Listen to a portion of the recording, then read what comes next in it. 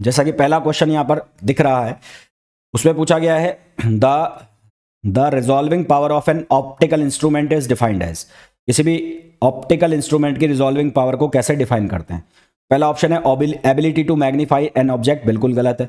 दूसरा है ability to separate two closely spaced object, हमने यही पढ़ा है कि दो निकट स्थित बिंदुओं को अलग अलग देखने की क्षमता। तो सही आंसर हमारे पास क्या आ जाएगा? बी आ जाएगा।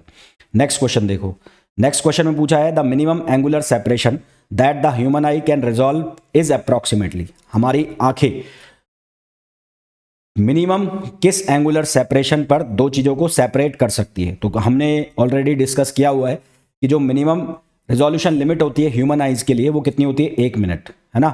तो हमारे पास आंसर क्या आ जाएगा? 1 मिनट। यहां पर 1 डिग्री भी लिखा हुआ है, 1 रेडियन भी लिखा हुआ है, 1 सेकंड भी लिखा हुआ है, तो सब में 1 लिखा हुआ है। आपको विद यूनिट याद होना चाहिए कि क्या आएगा? 1 मिनट आएगा। तो आंसर कितना आ जाएगा? 1 मिनट। अगला देखो, resolving power of an optical instrument is equals to. हमने ऑलरेडी बात की है कि जो रिजॉल्विंग पावर है और जो रिजोल्यूशन लिमिट है ये एक दूसरे के क्या होते हैं? रेसिप्रोकल होते हैं।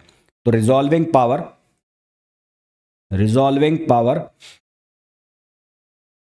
रेसिप्रोकल होती है किसके? रिजॉल्विंग लिमिट के या रिजोल्यूशन लिमिट के। तो ये क्या आ जाएगा? 1 अपॉन रिजोल्यूशन लिमिट। ये क्या आ जाएगा? 1 अपॉन रिजोल्यूशन लिमिट। ठीक, तो हमें यही पूछा गया है कि resolving power of an optical instrument, तो ऑप्टिकल इंस्ट्रूमेंट की रिजॉल्विंग पावर क्या हो जाएगी? Reciprocal of limit of resolution. तो सही आंसर हमारे पास क्या आ जाएगा? सी आ जाएगा। Right answer is C. Next question देखो, Rayleigh's criteria is related to which phenomena. Rayleigh's का क्राइटेरिया इनमें से किस फिनोमिना से रिलेटेड है?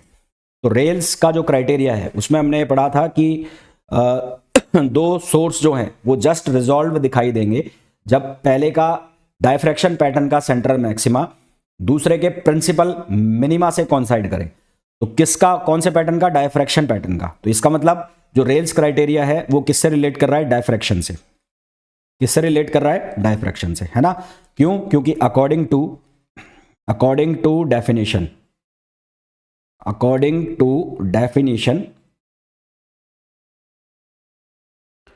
two sources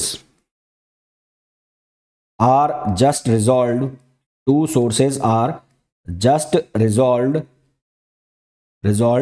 when central maxima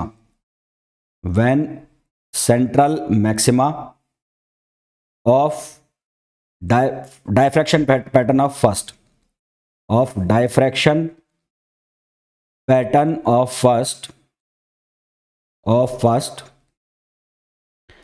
coincide with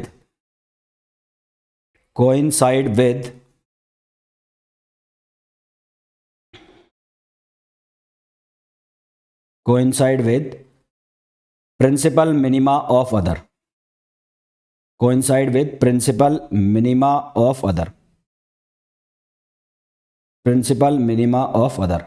answer हमारे पास क्या आ जाएगा? डी आ जाएगा। ठीक है, next, according to Rayleigh's criteria 2 point sources are just resolved. तो वापस से डेफिनेशन पूछ लिए। तो क्या डेफिनेशन होती है? जब एक का जो फर्स्ट मिनिमा है दूसरे के सेंट्रल मैक्सिमा से कोइंसाइड कर जाए। तो central maxima of one coincides with first minima. तो कौन सा ऑप्शन आ जाएगा? सी आ जाएगा। Central maxima of one coincide with first minimum of the other. ठीक है, अगला क्वेश्चन देखो, the resolving power of telescope increase when. क्या पूछा है? Resolving power. अब टेलीस्कोप का फॉर्मूला था, एक तो था रिजोल्यूशन लिमिट। तो रिजोल्यूशन लिमिट का जो फॉर्मूला था थीटा, वो फॉर्मूला हमने क्या लिखा था? वो लिखा था 1.22 लैम्डा अपॉन डी। मैं वापस से रिपीट कर रहा हूं, ये एरे का फॉर्मूला भी कहते हैं इसको, एरेज फॉर्मूला। इसको एरेज फॉर्मूला भी कहते हैं क्योंकि इसमें जो करेक्शन किया था वो एरी ने किया था, इसलिए इसको एरी का फॉर्मूला भी कहा जाता है। अब रिजॉल्विंग पावर जो है वो रेसिप्रोकल होती है किसके? रिजोल्यूशन लिमिट के। तो ये फॉर्मूला क्या बन जाएगा? D upon 1.22 lambda. क्या बन जाएगा? D upon 1.22 lambda. तो हमें ये पूछा है resolving power of telescope increases when. पहला है कि यदि वेवलेंथ इंक्रीज करेगी। तो वेवलेंथ यदि इंक्रीज करेगी तो जो रिजॉल्विंग पावर है वो क्या होगी? डिक्रीज करेगी, क्योंकि यहाँ पर लैम्डा है। और यहाँ पर हमें पूछा है कि इंक्रीज कब करेगी, तो पहला तो ऑप्शन कट गया। दूसरा है एपरेचर, एपरेचर का मतलब है साइज डी, तो साइज यदि घट जाएगा तो रिजॉल्विंग पावर क्या होगी, घट जाएगी, तो ये गलत हो गया। तीसरा है एपरेचर इंक्रीजेस, यानी कि डी की वैल्यू इंक्रीज हो जाए।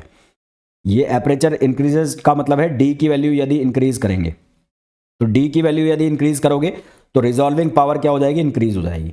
और चौथा है फोकल लेंथ डिक्रीजेस, तो उसका तो कोई रोल ही नहीं है, तो यानी कि सही आंसर हमारे पास क्या आ जाएगा, सी आ जाएगा। अगला क्वेश्चन देखो। नेक्स्ट क्वेश्चन में पूछा है limit of resolution of a telescope depends on. एक टेलीस्कोप के लिए लिमिट ऑफ रेजोल्यूशन किसके ऊपर डिपेंड करता है, तो फॉर्मूला वापस से मैं लिख रहा हूं यहां पर, थीटा, जो रिजोल्यूशन लिमिट का फॉर्मूला है, रिजोल्यूशन लिमिट, तो वो रिजोल्यूशन लिमिट का फॉर्मूला क्या है, वो है 1.22 लैम्बडा अपॉन डी, ये रिजोल्यूशन लिमिट का फॉर्मूला है। तो यहां से साफ साफ दिख रहा है जो थीटा है वो डिपेंड कर रहा है किस किस के ऊपर, वो डिपेंड कर रहा है लैम्बडा के ऊपर भी, और डिपेंड कर रहा है किसके ऊपर, एपरेचर यानी कि डी के ऊपर भी। तो depends on lambda and D, तो theta depends on lambda and D, तो ये लैम्बडा और डी दोनों के ऊपर डिपेंड कर रहा है, तो सही आंसर हमारे पास क्या हो जाएगा, सी हो जाएगा। अगला लिखो, if the angular separation between two objects is less than the limit of resolution, तो लिमिट ऑफ रेजोल्यूशन से अगर लेस हो गया तो वो हमें कैसे दिखाई देंगे, तो वो कैसे दिखाई देंगे, अनरिजॉल्व, है ना। हमने ये देखा था कि यदि डिस्टेंस जो है, डिस्टेंस अगर ज़्यादा होगी लिमिट से, तो वो क्या दिखाई देगा हमें, वो दिखाई देगा कंप्लीटली रिजॉल्व्ड, वो क्या दिखाई देगा, कंप्लीटली रिजॉल्व्ड। यदि डिस्टेंस बराबर हो गई लिमिट के, डिस्टेंस और लिमिट एक दूसरे के बराबर है, तो उस केस में हमें क्या दिखाई देता था, just resolved, just resolved.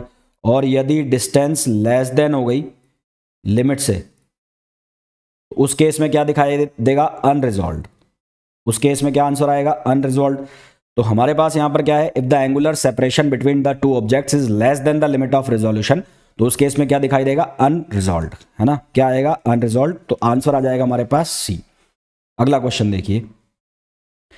Next question है the diameter of the object, diameter of the objective lens, diameter of the objective lens of a telescope is 10 centimetre, यानी कि हमें जो वैल्यू दी है वो डी की वैल्यू दी है, डी की वैल्यू 10 सेंटीमीटर, इसको हम मीटर में कन्वर्ट कर लेंगे तो ये हो जाएगा 0.1 मीटर।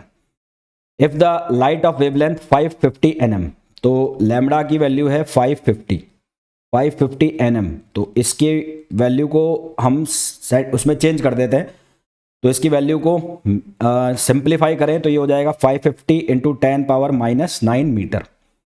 उसके बाद मिनिमम एंगुलर सेपरेशन यानी कि थीटा की वैल्यू पूछी है, तो टेलीस्कोप के लिए थीटा मिनिमम इक्वल्स टू कितना हो गया, 1.22 लैम्बडा अपॉन डी, तो ये हो गया 1.22 लैम्बडा, लैम्बडा की वैल्यू कितनी हो गई, 550 इंटू 10⁻⁻9, ठीक, 550 इंटू 10⁻⁻9, और अपॉन डी की वैल्यू हमने यहाँ से रख दी 0.1, तो हमारे पास जो आंसर आएगा वो आ जाएगा 6 मैं डायरेक्ट लिख रहा हूँ, आप चेक कर लेना एक बार, 6.71 इंटू 10⁻⁻6 रेडियन, एक बार ये चेक कर लेना भाई, कैलकुलेशन चेक कर लेना, बाकी फॉर्मूला यही यूज होगा।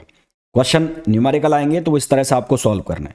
अगला क्वेश्चन देखो, अगला क्वेश्चन है two stars are just resolved by a telescope of aperture 20 centimetre, यानी कि अगेन आपको क्या दिया है, डायमीटर, और उसकी वैल्यू है 20 सेंटीमीटर, तो 20 सेंटीमीटर को मीटर में कन्वर्ट करोगे तो 0.2 मीटर हो गया, ठीक है।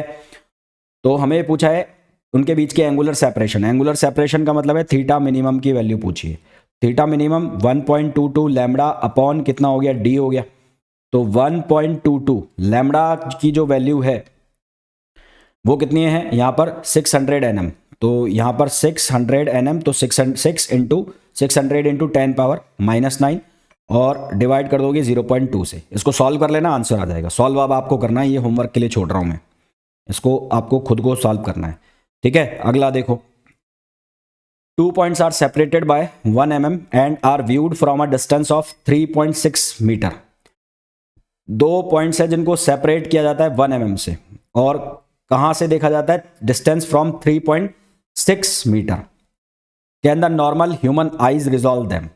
देखो भाई, अगर मैं ऐसे आंखें बना रहा हूं तो ये दो पॉइंट्स हो गए, तो इनके बीच का जो सेपरेशन है ये वाला सेपरेशन, तो ये सेपरेशन कितना दे रखा है 1 mm का, तो ये डिस्टेंस दे रखी है 1 mm की, और viewed from a distance of 3.6 metre, यानी कि ये जो डिस्टेंस है ये 3.6 मीटर की है, तो ये हो जाएगा एंगल। तो आर्क बराबर क्या होता है, आर्क बराबर होता है एंगल इंटू रेडियस। आर्क किसके इक्वल होता है, एंगल इंटू रेडियस। तो यहां से आप निकाल लोगे एंगल, तो एंगल जो है उसकी वैल्यू कितनी आ जाएगी, आर्क अपॉन रेडियस। क्या वैल्यू आ जाएगी, आर्क अपॉन रेडियस। तो आर्क जो है वो कितना हो गया 1 mm का, और रेडियस कितनी हो गई 3.6 मीटर। ये ठीक वही है जो हमने ऑलरेडी आई के केस में किया हुआ है, तो वही एग्जांपल यहां पर क्वेश्चन बना के छोड़ दिया। तो थीटा की वैल्यू इसको करो आप मीटर में चेंज, तो ये हो गया 10⁻³ और ये हो जाएगा 3.6। इसको जब हम पूरे को सिंप्लीफाई करेंगे रेडियन में कन्वर्ट करके और फिर फाइनल सॉल्व करेंगे, तो यहाँ पर हमारे पास जो फाइनल आंसर आएगा, इसको मैं 180/π भी कर देता हूँ, तो फाइनल आंसर हमारे पास आएगा 1 मिनट। और 1 मिनट आइज की जो है वो मिनिमम रिजोल्यूशन लिमिट है, तो यानी कि हम उसको जस्ट रिजॉल्व की कंडीशन में देख सकते हैं।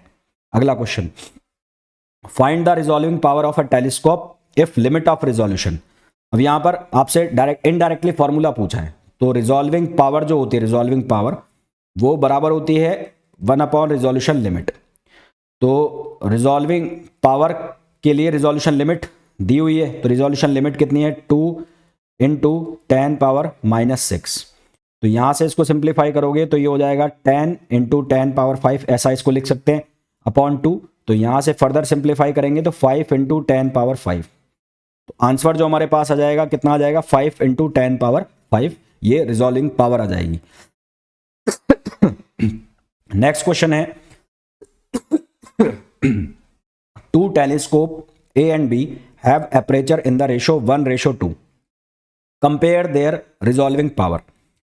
तो रिजॉल्विंग पावर का जो फॉर्मूला है, टेलीस्कोप दिया हुआ है तो D/1.22 लैम्बडा, यानी कि रिजॉल्विंग पावर प्रोपोर्शनल हो गई किसके, डायमीटर के। तो resolving power of A upon resolving power of B, तो ये कितना हो जाएगा, ये हो जाएगा DA अपॉन कितना हो जाएगा DB। तो कितना रेशो आ जाएगा 1:2, क्योंकि इनका रेशो कितना दिया हुआ है 1:2, तो आंसर क्या आ जाएगा 1:2। आई होप जितने भी क्वेश्चंस मैंने आपको कराए हैं वो बहुत अच्छे से समझ में आ गए, इसकी जो थ्योरी है वो आपको बहुत अच्छे से समझ आ गई। मिलता है नेक्स्ट वीडियो में, till then thank you, bye bye.